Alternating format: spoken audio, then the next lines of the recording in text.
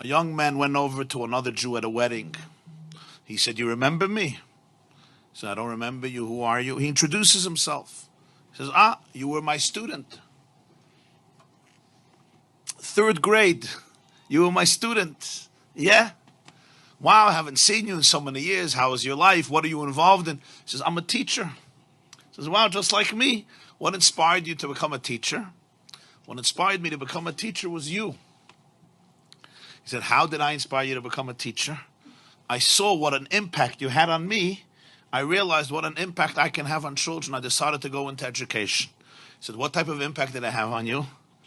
So he said, "I'll remind you, but I'm sure you remember the story.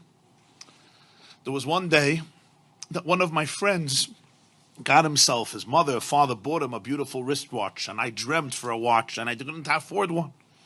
So I decided to steal his watch. He had it in his pocket. I took his watch, I stole it. He came into class, he saw somebody stole his watch. He came complaining to the teacher, somebody stole his watch. So you made an announcement. Whoever took this boy's watch, please return it." I was too embarrassed and I didn't want to return it, so I didn't return it. So you locked the door and you said, "I'm going to have to line everybody up and empty their pockets in order to get back the watch."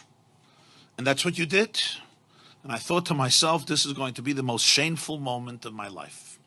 And then you said, "All boys line up at the wall, but I want everybody to have their eyes closed. Everybody's eyes must be closed." And you went from pocket to pocket, and everybody's eyes were closed. And then you came to my pocket, and you found the watch, and you took it out, and you went through everybody's pockets with everybody's eyes closed.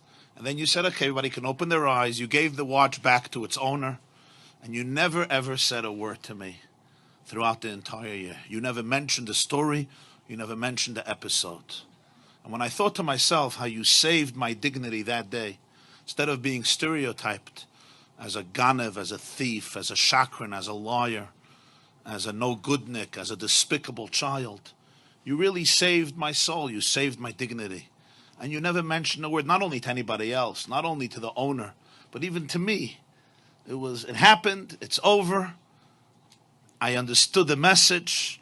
And when I looked at that, I saw it. I said, wow, this is what a teacher is. This is what a real educator is. This is what I want to do with my life. And therefore I went into education. The teacher is listening to him and he says, wow, that's amazing. That's really amazing. But he says, but Rebbe, you don't remember the story? Like when you see me and you hear my name, I'm sure you remember the story that I stole the watch and what you did, and you didn't want to embarrass me, so you had everybody's eyes closed. And I'm the person, he says, actually, I don't know. I wouldn't know. I wouldn't know the story. He says, why not? Like, it's a pretty dramatic story. He said, because I also closed my eyes.